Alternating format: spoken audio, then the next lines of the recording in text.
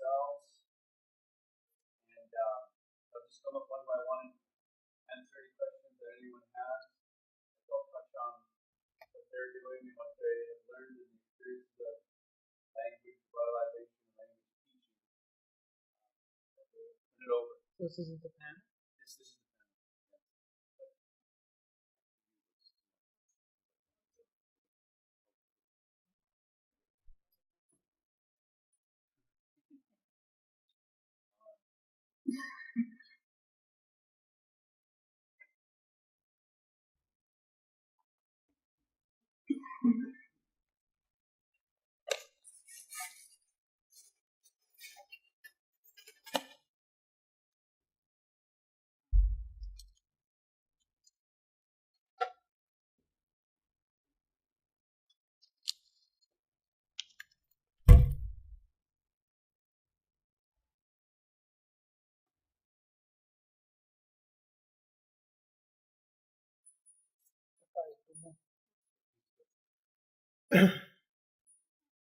Okay, tkaxtaiki sich.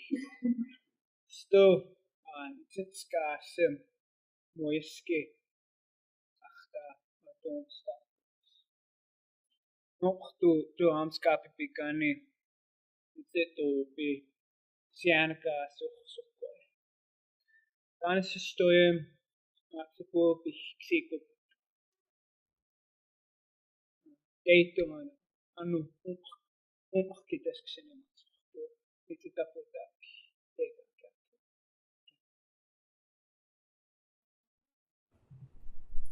Okay, so correct. Start off of Mizuki, sato matsuwaka tapi. Nichi taxitaki. Kite no so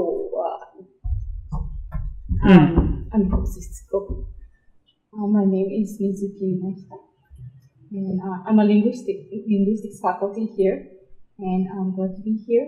My name is Mizuki, and it means beautiful life in my language, Japanese. Okay, gusto ni Dani kuwaksa hikaki. Nitututu kaina. Nung destiny match destiny match. Net sikupi, jikisam sikupi. Desu destiny match me akhya portsani destiny match. Ikisame titita puta. Keni tita apopi titsine pamo. Isasine pamo apudax. Titsine inoxka saki.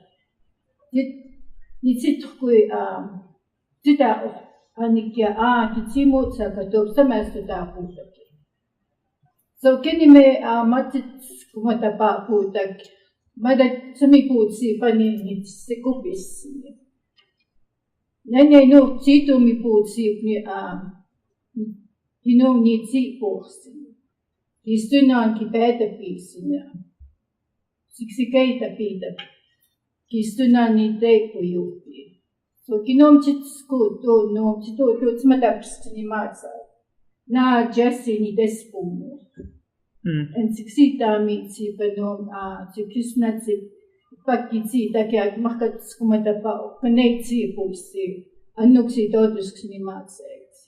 Hello, my name is Bernadine Tallman. I'm from the Kainai Nation. I am a retired school teacher, and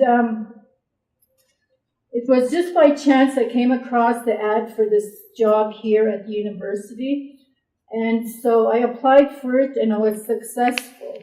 So I had to quit my retirement and return back to teaching because I have a passion to restore and revitalize our Blackfoot language. I think it's important for the new generation that's coming up to know the language and be able to communicate effectively with our elders. I am pretty well versed in our protocols of our culture and our societies. And in my classroom, I try to initiate different ways of introducing our way of life. That embody our oral tradition So that is my goal, is to try and teach the young people our language, and I'm trying desperately to find ways of doing things, and it's unfortunate that our language isn't recognized as something really important, because my resources are really, I've had to depend on her to do my tapings, and my resources, I'm totally on my own. And so I'm kind of always looking for some kind of resource, pictures to try and depict the word I'm trying to have the students pick up. So if you're really interested in preserving, contribute anything, because I'm only working part-time and I don't have a lot of resources. So that would be something that the community can help with this program. So I'm glad to be here.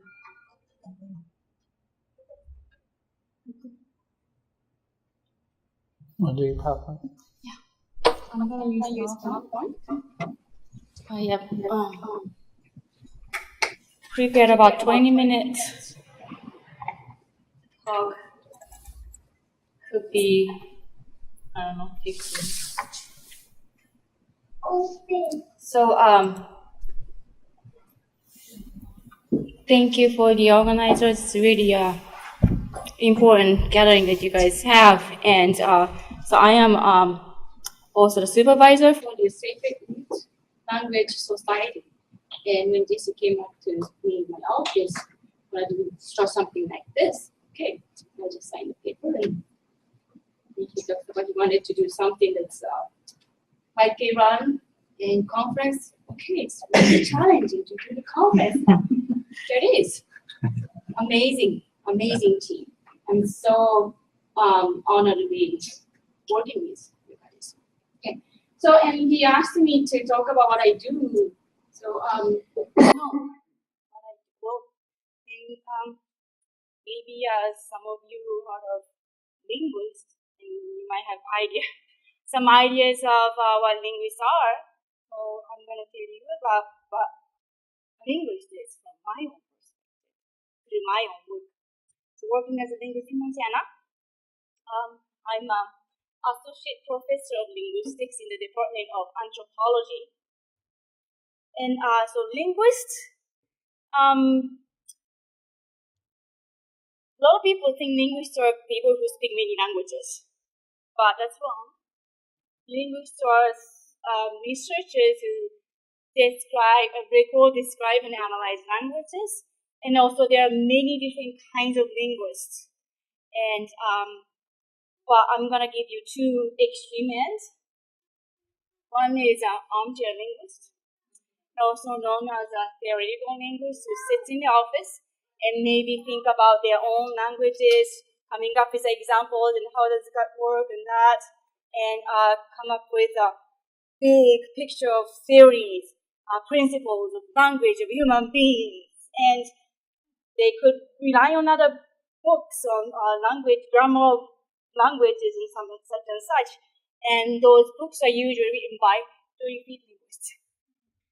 Those linguists go out there and they feel that's maybe not urban cities, and probably live with the community members for many months or years, and help them with farming and household work, and get connected to their members, and then a few hours a week maybe get to work on language and collect resources.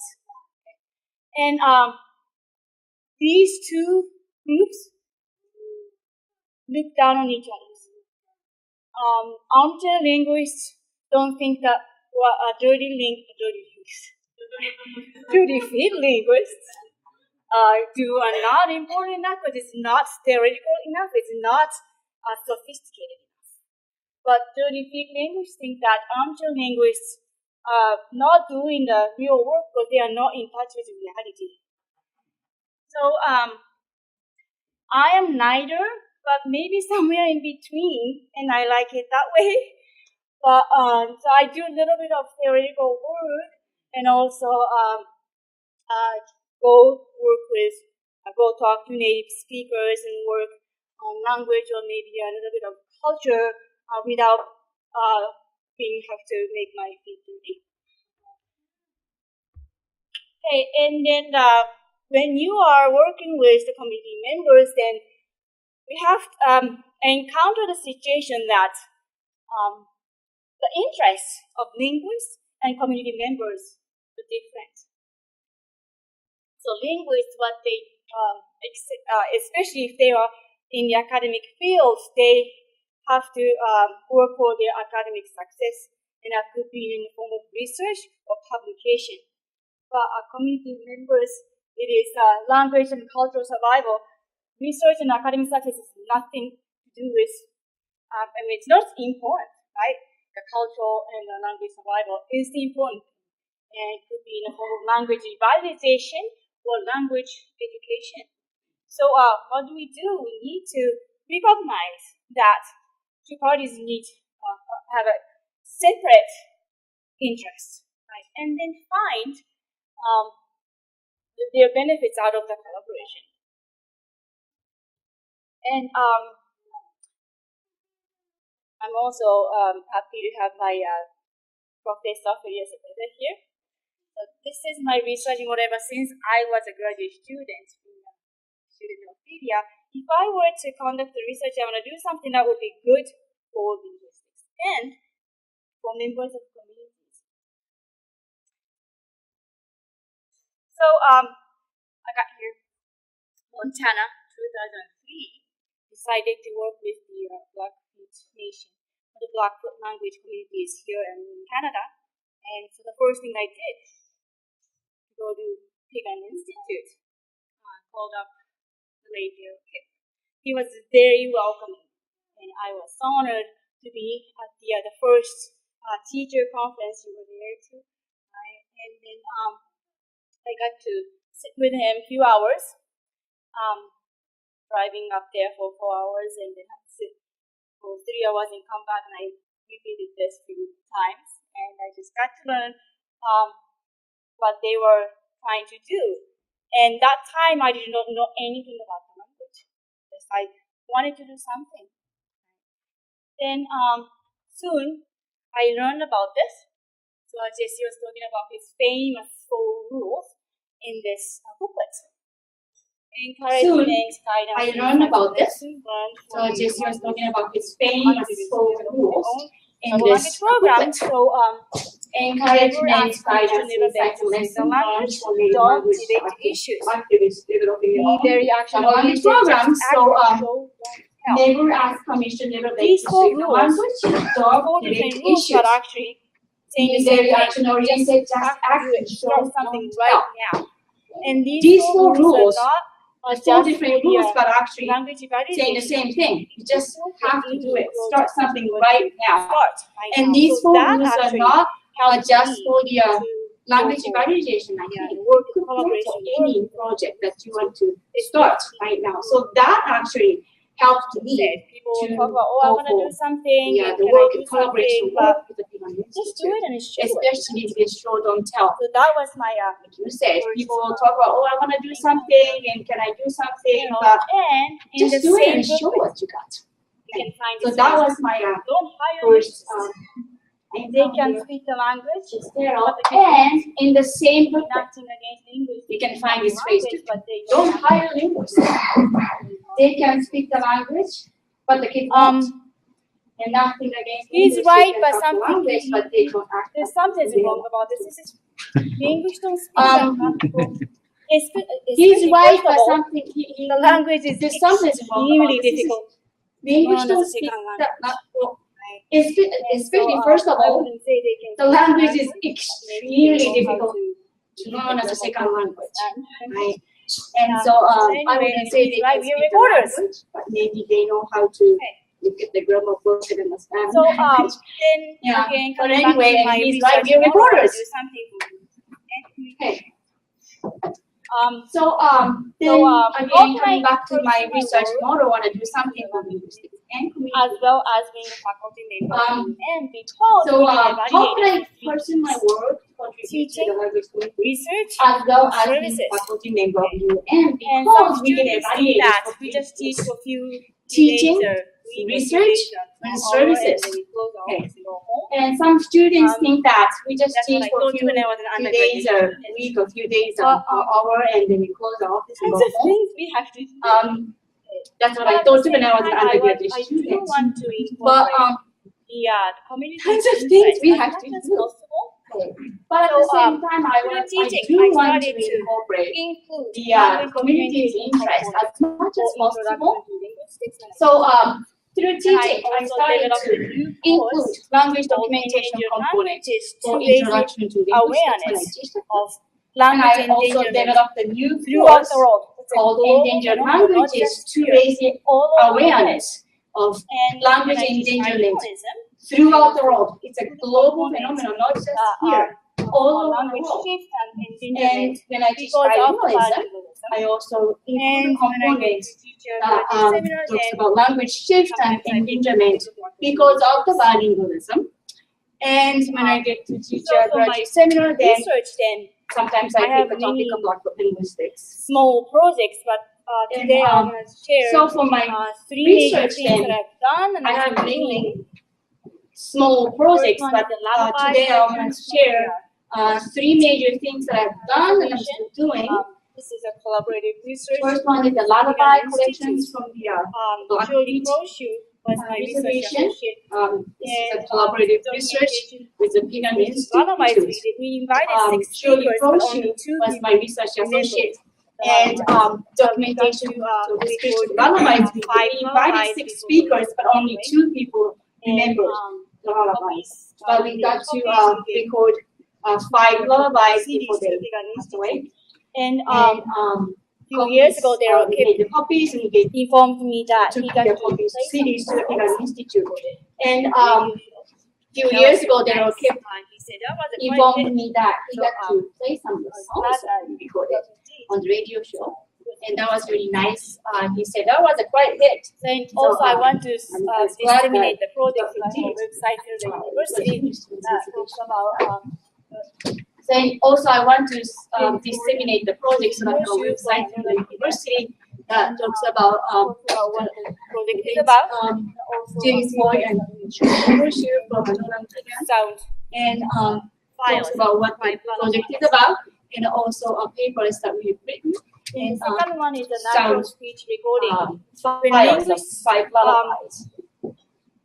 work with native speakers, And the second one is in the natural interest of speech doing the recording. research. When linguists What a lot of people do is to ask work questions, with how do you native say this, speakers how do you say this? with an With the interest of mind doing of the research. what I want to What figure a lot out of this people structure do of the is to language, ask like questions, how how the do you say this, how do you say this. pronouns were, With the mind of relative what clause were. I want to figure out this structure of the language, like Blackfoot how the language has been pronouns studied were, for or over how 100 the years. relative clause were. Then they're quite good grammar description Blackfoot out here. language has been But studied not in for over a 100 years.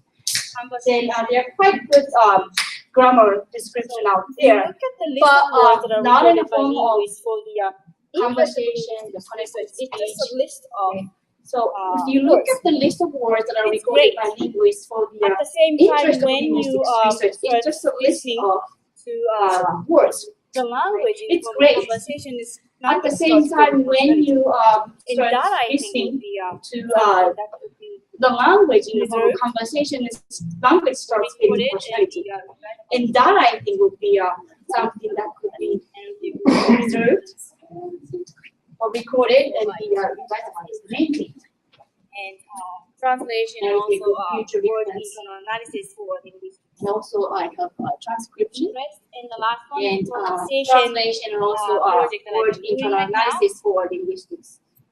So how Blackfoot Interest. words And the last one is the pronunciation project that I've been doing right now. So it could be a sounds like So how Blackfoot words and pronunciation also what I'm interested works in the with most is the the melody. topic. And so it could be sounds like vowels and consonants. And also what I'm interested in the most is the 3 word words melody. here. All of which is them how are consisting of 3 It goes syllables. up and down. All of them. For example, there are 3 words here. All of them are consisting of 3 syllables. But all of them has different word melodies. The first one is fox. And next one is It goes more flat, a little higher in the end. Tayo. Zinumpa. Then the last one. And next one is starts from the middle, goes up, and it goes down. And but when you want to make a longer or then the last one out is adding yourself. The part that means and but when you want to make a longer words out of box, adding the part that means like small, it is no flat anymore, it goes down. It also changes to melody. And natayo, you can have a word like big natayo, meaning cougar or mountain lion. It also changes. Interested in the language and also might be a good tool for. So this is something that I'm interested in the language and also might be a good tool for pronunciation rights. And also something that is very important is a training of students. Not interested. Just interested in thinking that is very important is a training of students, most of them are not non-native and native students. So we have MA program in linguistics. So I have students. Most of them are not our native American students who are from the tribes. Also, I have students who are working with me, undergraduate students who are from the multiple tribes. Starting from training. Like to do some application activities and also research. So starting from training, linguistics class, regular linguistics class, and also Bridges program. This is a summer program. I encourage them to give a talk, coordinating. And also I highly, and if I have a chance, and I encourage them to give a talk at conferences. And also I highly think of a collaboration. This is a picture as well.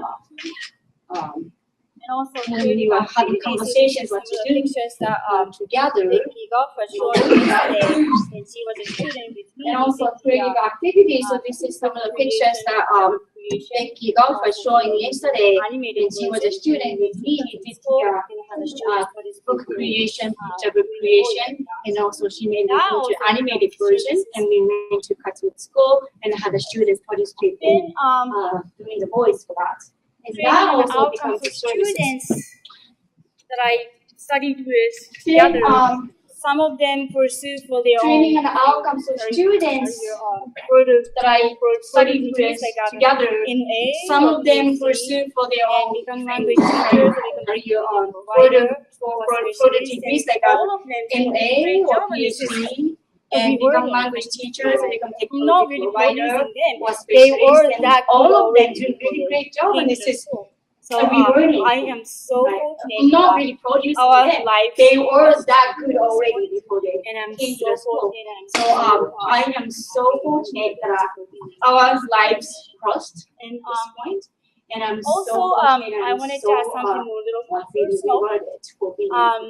Some people think I'm Chinese. Also, Chinese people talk to me Chinese sometimes, like Korean people talk to me Korean. Japanese some people think I'm Chinese. Chinese people talk to me Chinese sometimes. I am a mother of 3 children, and don't talk to Japanese is my first I want to talk to them. Mother of 3 children, language that I do. And so Japanese is my first language. I want to talk to them in Japanese. I've got a 9-year-old, 6-year-old. So what I do is to talk to them in Japanese. I've got a 9-year-old, 6-year-old, and 10 months old right now. Their father doesn't exclusively in Japanese. I don't talk to them in English at all. And their father doesn't speak Japanese at all. Maybe he can anyway,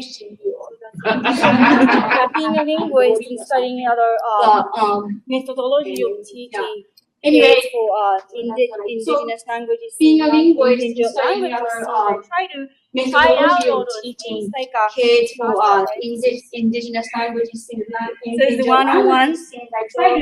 Try out all those things like master apprentices together so that she can learn. So it's one-on-one. So, or she speaks Japanese already, but to do cooking together so that she can learn words that we don't usually use. But she didn't know that until we did this together. Boil the water, how you do it. The word for hot water and water are totally different in Japanese. But she didn't know that until we did this together. And I also do a language nest. Talk to the infants. in Japanese, the language the sound of the language. Native speaker and infant speaker. Before they know what the language they were speaking. So that's the point. The sound of the language when they were young. Even before they know what the language they were speaking. So that's the point. Raise native speaker. And bilingual age also only when invite some kids and do the Japanese card game. I try to do it all. And bilingual age only when there's an English that's speaker in there. So I try to do all the things in cocktail. That's about it.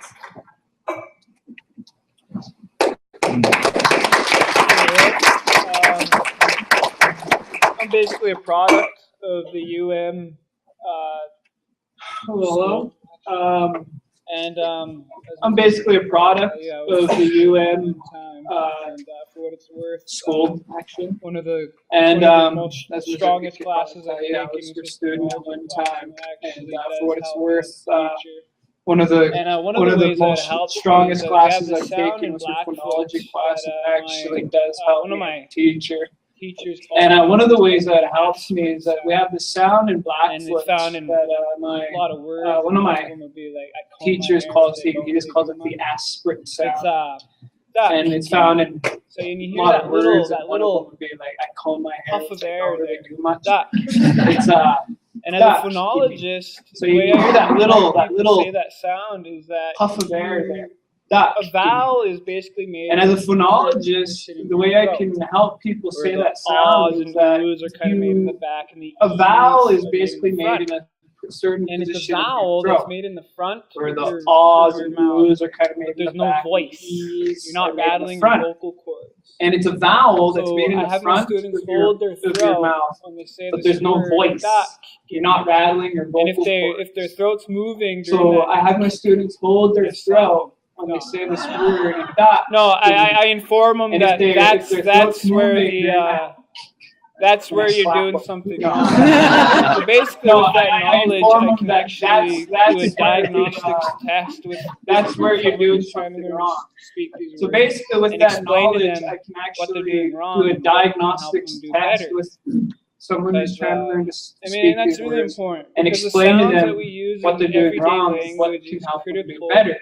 in actually speaking. Because I mean, that's really And important because the didn't really sounds hit that we me use until I in came to everyday Missoula, language is actually, critical in actually had this, speaking the Japanese fella language. who was my friend. And it didn't He really was hit still me learning until I came to English, Missoula, and, actually. And he came up to me one day I and he had goes, this Japanese "Hey, what fellow is it? one day, and he goes, "Hey, and I looked what at is him it? like, Chita?" what? And I looked says at him it like, again, I'm "What?" like, a cheater? And he says it And he again. goes, I'm like, "Oh, "A no, it's an cheater?" animal, You know, a and he cheetah." goes, "My friend." And I go, "Oh, a cheetah." And that's actually really important. So if you're gonna attempt to this this privilege of speaking your language, I can't emphasize enough how important it is to enunciate correctly so that people who speak the language can actually hear it.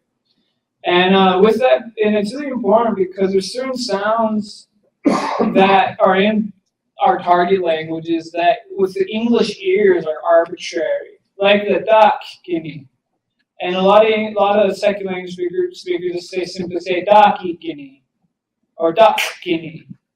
And a lot of fluent speakers have a hard time hearing that. And every time it hits me, I always think to myself, I, as a fluent English speaker, have a hard time hearing people when they say "kita." So you got to put yourself in a position where how would you react? So when you speak to someone who speaks the language and they give you this weird look, think to yourself, how do I enunciate more clearly? And phonology can help with that. With that being said, I'm here right now to talk on behalf of the university. So, and just before I begin, to inform you guys, I am an instructor at the Pagan Institute Cutthroat School. We have 22 students, as a matter of fact. Another teacher was here a little bit ago, and she headed out. This is Stayaki, and she's a very lovely woman to work with. But here we go. So basically, I'm here to tell you that there are methods out there that are curtailed to help you teach language without using English. And that's huge. Because if we keep on translating our native languages into English, then they don't make sense within the target language. You're interpreting your language through English mindset. That's huge. And it's pretty tough on me because I have to be on my toes all the time. Because working for the Pagan Institute, I've been going on the radio, and I'll bring kids on the radio with me, and I'll just have them say random words and make them laugh, and and I get, and and just to throw this out there, yesterday in a presentation we talked about shame. I'm lucky I don't have shame. I'm serious, actually. I don't care if I mess up. It's huge. I've gone on the radio and I've butchered words, but you know what? Every time I say my statement, I say if I say any word wrong, I'm open to criticism. And by me saying that, a lot of people don't criticize me. And then also, with that being said, I admit that there's some words that I'm going to say wrong. And with that, we have this girl at our school. Her name is Waterfall Woman. And I didn't know how to say it, so I go asking around. And I asked Mr. Earl Oldperson, Waterfall Woman. He looks at me and goes, I think you'd say, oh, skunadaki. So I took that, and I started calling her that. But then the person who actually gave her name, Mr. Reggie Croshu from, I believe from Guyana. Huh? It's Northern Bicani. He told me, no, it's Takwayaki. And I go, oh, okay. And as soon as I heard it, it made sense because I thought, our word for Great Falls is Takwe. And it refers to the sounds of the waterfall. And that's the girl's name, Takwayaki. So basically, the reason why I'm saying this is that, Earl is a phenomenal speaker. He speaks Akebo, that old language. And I'll never question him. But still the person who named this young girl said, no, this is how I said it, and this is why. So really what I'm saying is that as a second language speaker, my interpretation, my understanding of the language is constantly being reformatted. And again, as I said, I got to be on my toes because, again, I don't have shame. I'm going to go on the radio and I'm going to speak because I want, ultimately, the main mission is not notoriety. I really don't care about receiving, and forgive me if I offend anybody with saying this, but I mean, I just don't care to receive eagle feathers. I don't care to, it doesn't matter to me, but my only goal is to speak. Nothing else matters to me. And, with that being said, I have to be on my toes, and I was at a grocery store once, and this old guy comes up to me and goes, Dad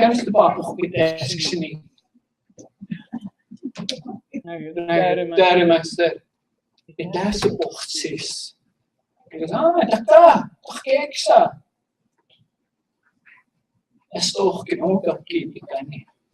and he goes, how are you going about getting your information? I said, I'm inquiring, I'm asking around. He goes, who are you asking?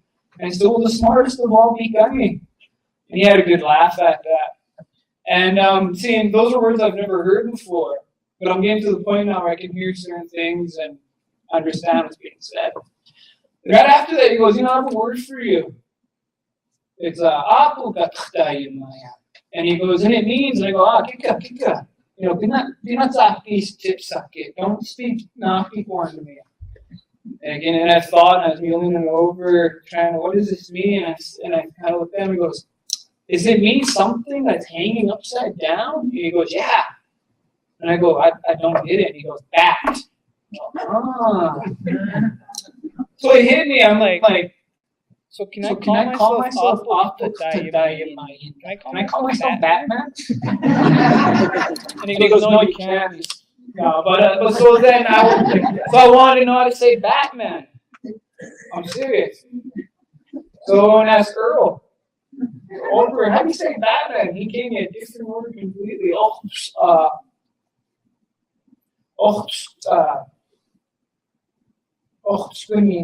I believe. I'll have to fact check that. I apologize. But he said, that is sticks on the wall.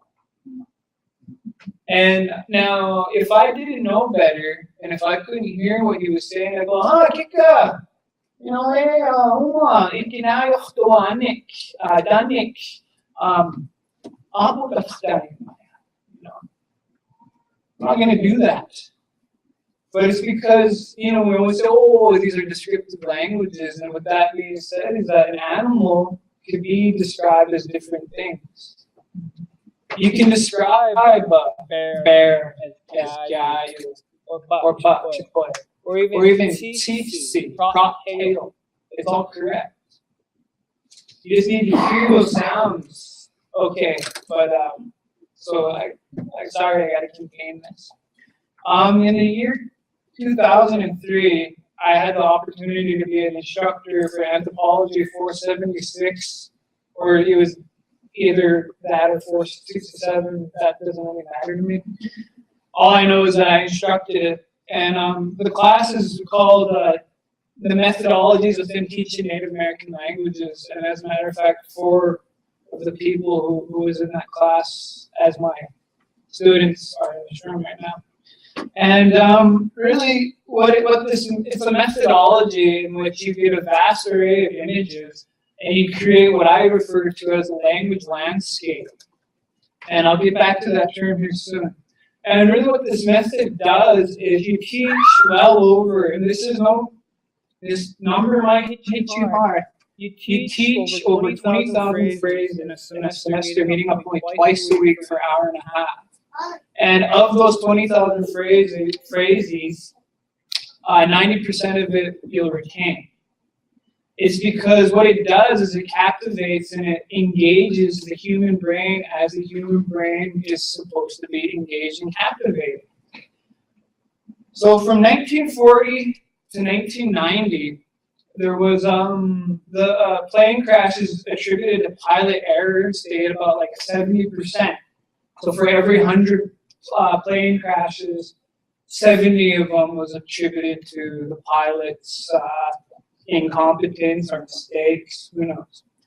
And it's really important to mention this because those 50 years, a lot of technology was created, a lot of textbooks were written, and how to combat this error, but none of it helped. They studied, they did diagnostic tests, you know, they would read chapter 3, what do you do when engine 5 goes down, you read it, but it didn't help. And I'm sure you understand why I'm mentioning this. Because we've had 50 years, 30 years of engaging in language revitalization, and it's not pointing the finger at us and saying that, you know, we have a lack of motivation, we have a lack of will. No, it's just we have a lack of science. Daryl Kipp's famous words, he says to everybody, and now his son says it, and it's the truth. He goes, there's not an instruction guide or a pamphlet about how to go about saving your language. So what really my interpretation when I heard that was there's really not science out there to describe to you how to go about saving your language. Now what happened in 1990 that made pilot error drop exponentially was the creation of the pilot simulation, where you go into the simulation and it engages your emotional brain.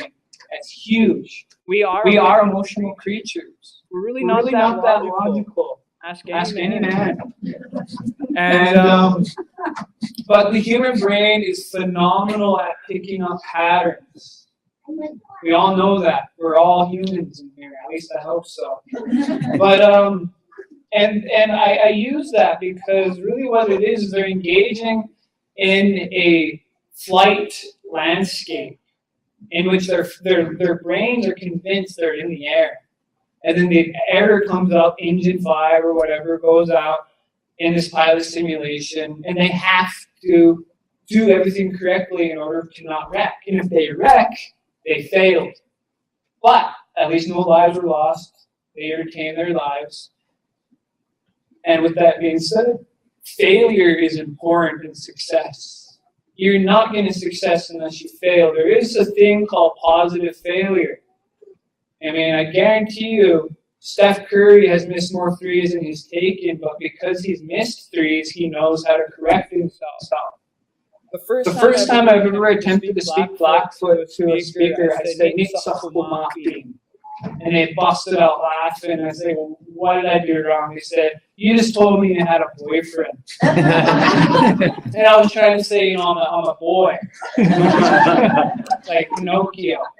But again, since I have no shame, it didn't bother me. And it was a positive failure for me because now I knew what not to do, what not to say. And now I know how to say I have a boyfriend. So I can tell. But I mentioned this because this is the method and how it works at its essential core, is a language landscape. Now, what is an endangered language? You know, what an endangered language is you may or may not have a speech community. A speech community is basically a place where people speak the language, right? You go to Ottawa or France, what language is going to be spoken there? French, because there's French-speaking communities there. You go to Mexico or Spain, Spanish. Of course, different dialects, but they can communicate with each other. And not only that, the biggest thing about this is those are actual language landscapes. The French language and the French, continent and country is a language landscape in which you're going to go there and you're going to know you're going to hear the French language. So although we do have speech communities, we do not have a speech landscape where you can go, I'm going to go to P&M or Town Pump and I'm going to hear Blackfeet because they're always speaking Blackfoot there. That's not the issue. We have to create a language landscape. And with that being said, a part of a language landscape is a place you go to and you actually are reminded of that language. So you go into there, and maybe you've never learned the word, the English word pee-pee, or I mean, actually, that's a Sioux word, but you only knew it as nitoyes. And every time you saw a nitoyes, it hit you. And every time people see a dog, they think dog. Me, I'm at the point now where I think that. And that's what I mean by language landscape, is actually seeing things that remind you of these words, and that's critical. I can shoot images in your head because you all speak English. Hopscotch. I'm pretty sure most of you may have seen boxes. And that's how language landscape works. And what it is neurons that fire together, wire together. So we have to remember that we as human beings, our brains are curtailed to learn human language. But it's very important that you feed yourself that language correctly. That is essential. It's you can know all the inner workings and how much a hammer weighs and where it was manufactured, but if you don't know how to use a hammer and drive the nail, that hammer is useless. And with this methodology, ASLA, which is a trademark, which means Accelerated Second Language Acquisition, it's a tool that I, as a teacher, use. And it's important to mention, if you are interested in this methodology as a student, it's going to be fun. It's going to be the easiest class you'll ever take in your life, and you're actually going to get more out of it than a lot of classes. But as a teacher, it's going to be the hardest thing you'll ever do.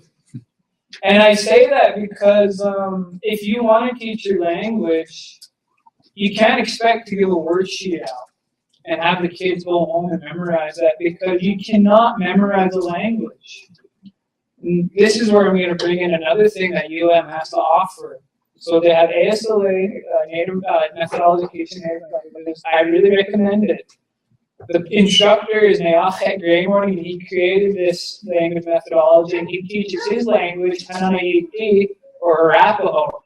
And yes, I know that there's probably no Arapaho people, and you're thinking to yourself, well, well, I want to learn my language.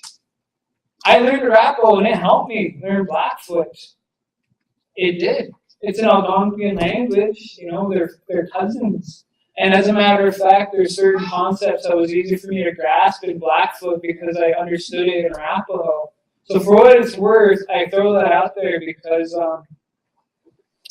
it was just a beautiful experience that helped me engage and approach Blackfoot better. But another thing that U of M has to offer that I don't hear much in language revivalist conversations much is speech pathology. And the reason why I mention that is speech pathology is concerned with holistic healing. You take someone who has a speech anomaly or impediment, and you work with that person to become the speaker they want to be so they can be the human being they want to be. There's people who stutter that will not call and order pizza because they're afraid they're going to stutter too much. And the speech pathologist's goal is I need to get this person pizza so that they can be the pizza eating person they want to be. So I want to help this person call on the phone and not stutter. And that's what speech pathology is. And the reason why I mention speech pathology is when you take speech pathology, they teach you, do not give word lists. It's not going to help. Because words are only remembered in context. A word means nothing without the other words that surround it. That's huge. I can just throw out any word and make it make sense. But and really what that makes me do is I'm going to play a game of semantics right now. And again, I apologize if I offend anybody, but I have zero interest in preservation. Zero. I'm not collecting fossils to put in a museum so people could come and look at them. I'm interested in usage. So if people ask you, are you interested in preserving your language? Say, no, I'm interested in using my language. And I'm going to be cynic, you guys. I get a lot of support back home, which really is good. I enjoy it. And people always support you. But I'm at the point now where I want to tell people, I don't need your support. I need your engagement. I need your participation. Your support is good. Yes, thank you. Your prayers are nice to have, but unless you're engaging and participating, we're going to lose, you guys. All of us, our languages, we're down by 20 and we're in the fourth quarter. If your top player comes up to you and goes, oh, I support you to win, it's all like, bro, we need you, man. We need you. But, and with that being said, is that, and just to be real, the economy that we all live in and our languages are tied internally and intimately. And that's why right now, if you go to Hawaii, you'll hear Hawaiian spoke anywhere you go because the Hawaiian government state, the economy is now intertwined with the actual language. Just by speaking Hawaiian, you're generating the economic value for that island. And it's not like that in Montana. We have, as Jesse said, we have 10 languages in Montana, so that right there is pretty tough. But we need to figure out a way to engage our economy within the language, and with that, you create more teachers. Again, I just want to say, I have no interest in being the only language teacher. I have no interest in criticizing people. I'm only here to want to help. But again, with this methodology, ASLA, to me, it's water. And I can, as a horse, you can bring a horse to water, but if they don't drink, that's their prerogative. But again, we're all thirsty for our language. And I'm telling you, and this is my words, no research involved, ASLA will help you speak your language. It will. And it won't just help you understand it, it will help you actually have things to say. Because you can say stuff like, three cats are walking. And that's what it's based upon. It's based on observation. And so everybody knows about TPR, total physical response, in which I would hold this up and say, Sako Kutusko, it's just plastic. Or Uma Sinakiatsis. Stesinakyo. You get it, right? That's TPR, but ASLA takes it to a different level where you actually understand that I'm not just saying Stesinakyo, but it means, pen. It means a writing utensil. And that can actually refer to a camera, too. Because they write our faces, right? And I've seen people draw very well. It's like a foreground.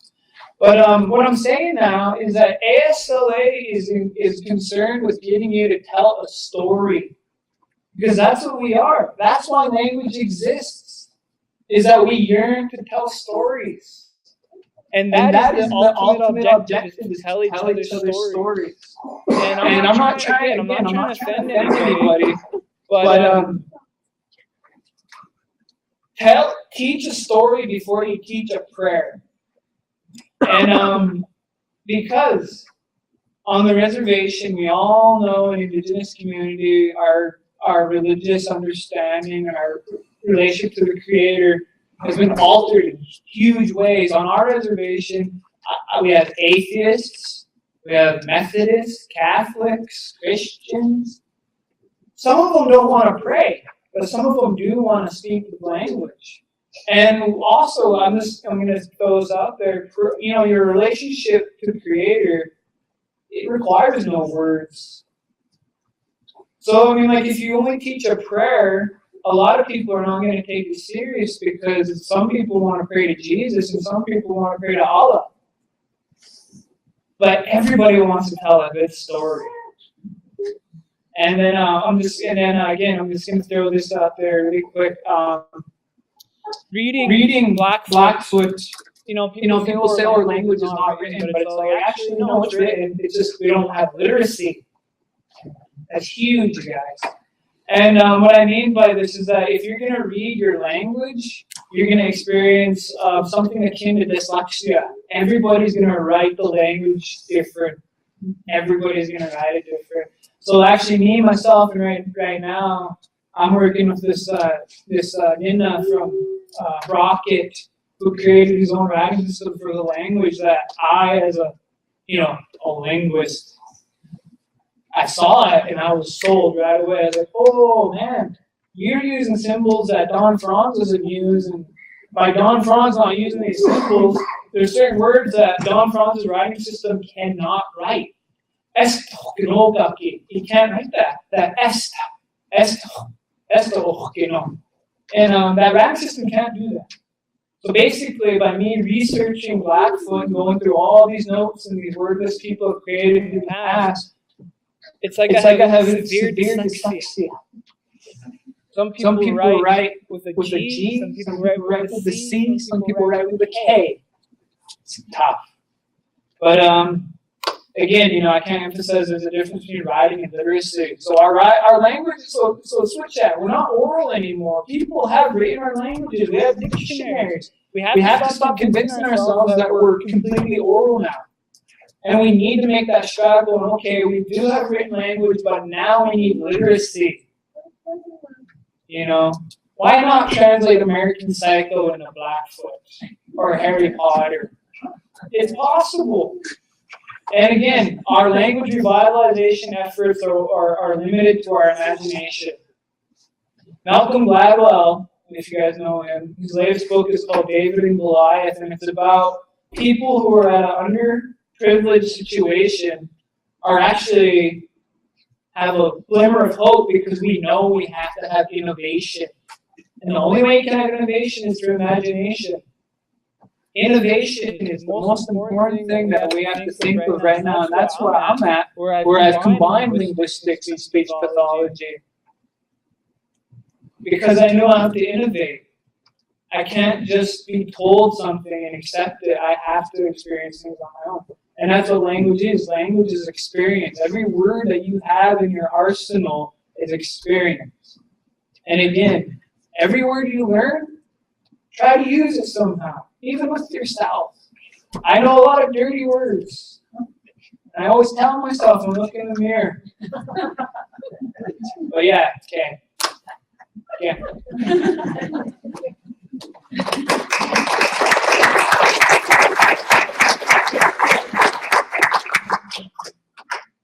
If anyone has any quick questions for the three panel speakers? Yep, in the back. Yeah, I got a question. Something, like, you ever have these moments where, I don't know, you kind of have something pops into your mind, you hear it all the time or you see it all the time, and then you just think, I wonder how come, why is that? But, I had one of those 2 years ago, some of these tribes, some of these people, boy, they got some pretty rough accents. I'm not saying anything bad about them, they got some pretty rugged accents, and you hardly understand what they say. And then, you just kind of assume that this guy must speak his language, but they don't. Mm-hmm. They don't speak, they're not fluent, they don't speak their language. They might know about 30 words, but that's about all they know in their own language. But yet they got rugged accents. So why is that? I mean, my interpretation, and maybe Mizuki could answer this better than myself, but I think it's because the reason why we have reservation accents is a lot of those phonemes are derived from our original language. Is because, like, our grandparents who spoke their native language as a first language started speaking English as their second language. And as their second language, it had all those quirks and anomalies within it. And then they passed their second language on to their children as their first language. So, like, in my interpretation, like, there's this, like, we have, in a lot of native languages, you could pluralize a plural. And that's why I think we say panses. Yeah, things like that. So, I mean, I really do believe that it's just an after effect of our old language still permeating somehow within our English. Huh? Oh, cheesy. Yeah, that's actually really huge. A lot of those old people, and a lot of them are gone now, they would call he's, hers, and she's, and himses. That's because in our language, and I only know Blackfoot in this regard, that we don't necessarily have English pronouns. We don't have he, she. And yeah, so it was just arbitrary to them. He and she didn't matter. It was just the third person marker. Any other questions, comments, complaints? Jokes. Okay, well, before we end, from the Pagan Institute, one thing that we kind of, I'm not really a prideful person, but one thing that the Pagan Institute prides ourselves on is that, again, it's Daryl's philosophy, show, don't tell. So I can tell you guys, we got coloring books at home, but here, I got to show you guys. So some of you guys are going to get these, and you're going to answer a trivia question. How many reservations are in Montana? 7. Anna, you said first. Come on, Karen, get yourself a call. Okay, of the 10 languages spoken in Montana, which language is in isolate? Me. I think that was that you? Or was that, it was Anne.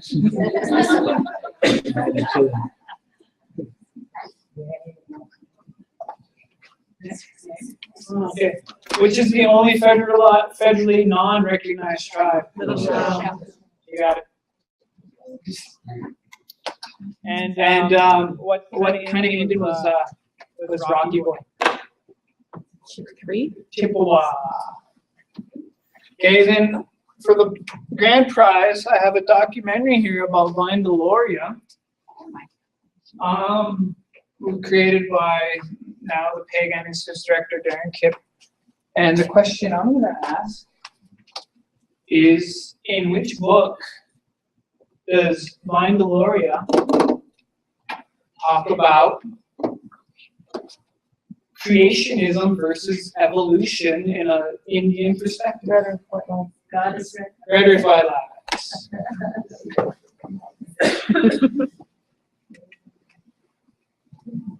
It's a good video to watch.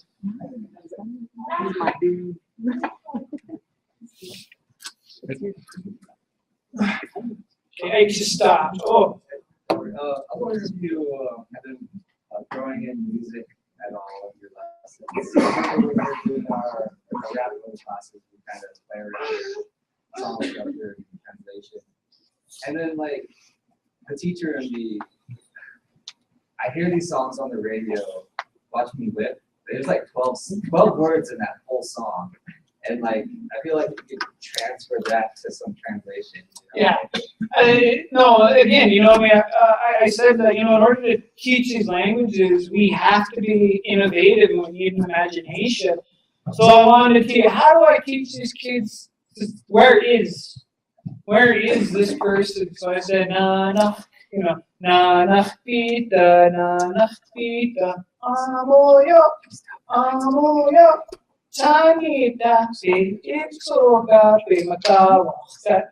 Or another thing, I wanted to ask people, what does they say? So I started singing, what does the fox say? Right? And again, you just need to be innovative. Yeah. It's a very good tactic to use because everybody knows music. And again, like I just said, neurons that fire together, wire together, and music engages the whole brain. Language doesn't. Language mainly engages the left side of the brain with some cortex on the right. But music engages the whole brain. There's only two things, and language is one of them. The other thing I'll let you figure out on your own. I thought it was playing music engaged the whole brain. Is it also listening? In some cases, I do know that listening, but I don't know about all cases. Maybe some people don't have that. But being a magician has helped me with picking up language because of patterns and recognizing. Because with Chuck, I used to talk, that iskskatake means think clearly. Means teacher. Means school. So that esks is very critical to enunciate, to get that meaning. Yeah, just like talking about how to make pronunciations of different things. We hear it all the time. But as new speakers, we mess up. Yep. But I mean, you kind of touched on it here and there, but how do we do our best to get those right sounds, but we're not always doing that to our students? Uh-huh. From your point of view, do we have to wait till we have it, or? I would say what I do with my kids is I get on them. We have this, like, to say what is aksa. Everybody says aksa. You know, I get on them. I get on them. So, I mean, really the only thing you can do is what I've done is I made CDs for them to take home and listen to. It was a fluent speaker on that CD, and I tell them, listen to track 1 over and over, write it 10 times. Every time you write it, say it out loud, and then next Monday, if you can't say it, you got detention. As a teacher, I mean, maybe you're saying that you're wrong for 6 months. Yeah. The kids learn it that way. Yeah, and you realize you just saying it wrong. Yeah, that's happened to me quite often. With one word, I was saying and yes, as a second language speaker, you know, I mean, all I can say there is that we have to hold ourselves to a high standard because, you know, if you don't speak your language and you are wanting to engage in language revitalization, you're going to be criticized. So I say embrace that criticism and constantly use it. But I mean, again, you know, I mean, I can only say that you got to work on it every night. But again, you know, we have a phonologist here who will probably be able to say something more. Well, I have a lot of different kinds of experiences and opinions. But the one thing is that if you study second language acquisition, it shows that it is very difficult to acquire sound as an adult because infants learn the sounds, type of sounds that they need for their entire life within the first 6 months of their life. And then gradually they start losing the ability to identify those sounds, but doesn't mean that they cannot learn. So if we have engaged as much as robots here can, probably we can get to the close point. But the teaching methodology is also something that everybody has their own preference too. Some communities I've met didn't want to bother with sounds because they would rather their children to start saying something even though the sound's not quite right, so that they can start talking, conversing. And some communities do care about the sounds. Yeah. And I mean, I assume you're Salish. Yeah, and you know, and geez, my prayers, my heart go out to you guys. You guys, you know, I mean, I'm not trying to. I mean, it's you guys' sound system is a lot different than English, so I mean, I can understand that. But I mean, like one thing that I do is like we have this guttural sound in our language. So like a word like sakumape, sakumape. So what I have my kids do is I hear people on our reservation make these sounds like that. I hear people make those sounds, but they're unaware of it. So the ones are where they say the guttural sound is when they go ugh. So I make them do that constantly. Ugh, ugh. Now to say sakumape. And again, you know, you just got to be innovative and think of something that would help. Another one, the word I just said, school, a lot of people can't do that slipping K and S sound. But I always go, say desks, desk, desks. And then we have a matinee, cinema, desk cinema, desk cinema studio. So again, if you just think and think and think, it's possible. But I mean, again, there are some sounds that should be nearly impossible to do that with. You just need to, again, make CDs, make an iTunes playlist for your kids. It will help. They'll listen to a lot of them. Some of you'll be able to tell the ones who really don't, and that's fine because again, the nature of ASLA, this methodology I referred to, is the kids don't compete. They help each other. It becomes a nice speech community. It really does. One kid will stand and go, no, you say me kami po-isan. You know? You straight up hip dress and it's really cool to see that these kids are really acting like elders because they are elders. Yeah. You know, the importance of saying things properly. I was adopted by my late father, Dan Weasel-Watson, and he only spoke the Blackfoot language, and so he gave me a name, and so I was going on telling people my name. My name is Bernadine, and it's Potaki. Potato. But it's flying woman. Yeah. And it's huge. I mean, like, there's so many. I mean, like, my favorite example, I'll use an English example, is there's a huge difference between a diary and diarrhea. Huge.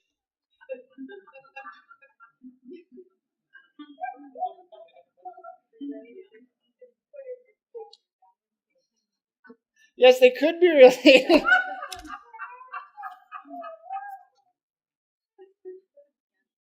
Again.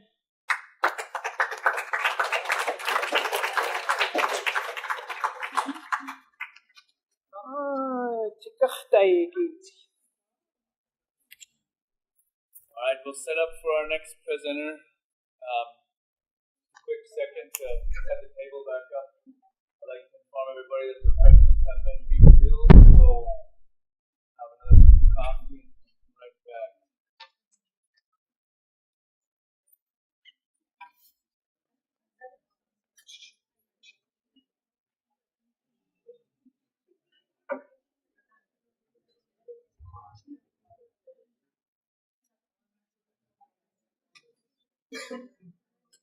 Mizuki.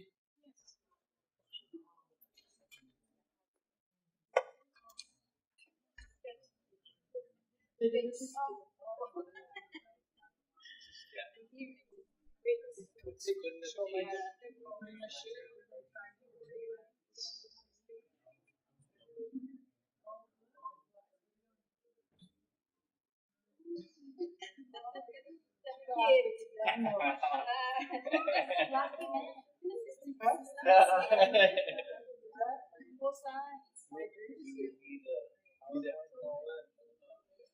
We're gonna. Actually, I should make this fun. Why not? Oh, you need a And I assume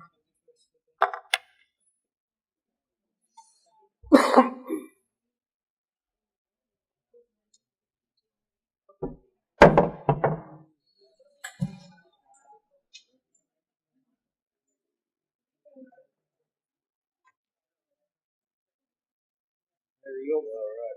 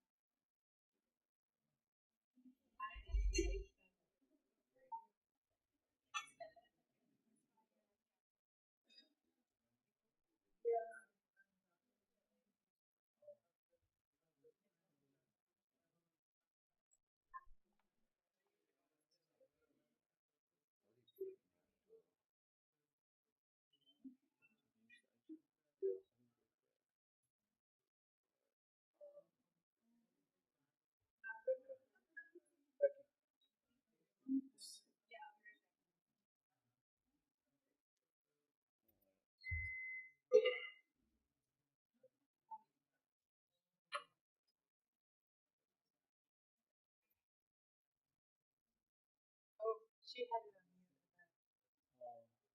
So give it a second. I learned this like yesterday.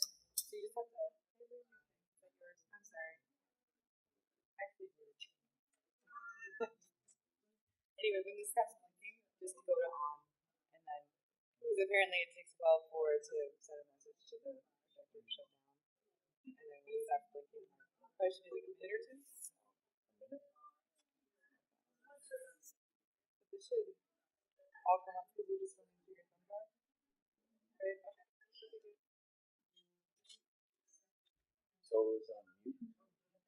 Yeah, if you, it'll actually just blank the screen out, then you can log in, and then you hit it again. Check that out. That's what I did yesterday. That's I didn't. I was showing that. I didn't know.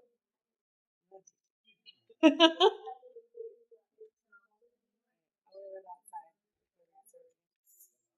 I can give you an introduction.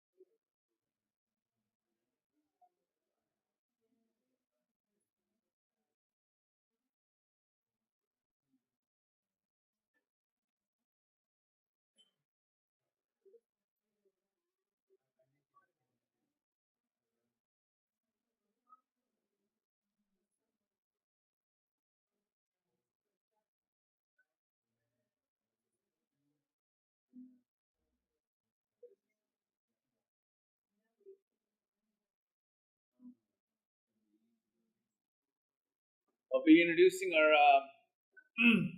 next speaker as soon as he comes back in. I'm not sure if he wanted a running start or not. But feel free to the refreshments we have in the next room. I think we got like 10 gallons of beverages today because we ran a little low yesterday. So bring your gold cups and fill them up. And I want to announce that the raffle drawing will take place immediately after our keynote speaker, Dr. Lenita Wardjack, today. So I encourage everybody to keep buying the raffle tickets.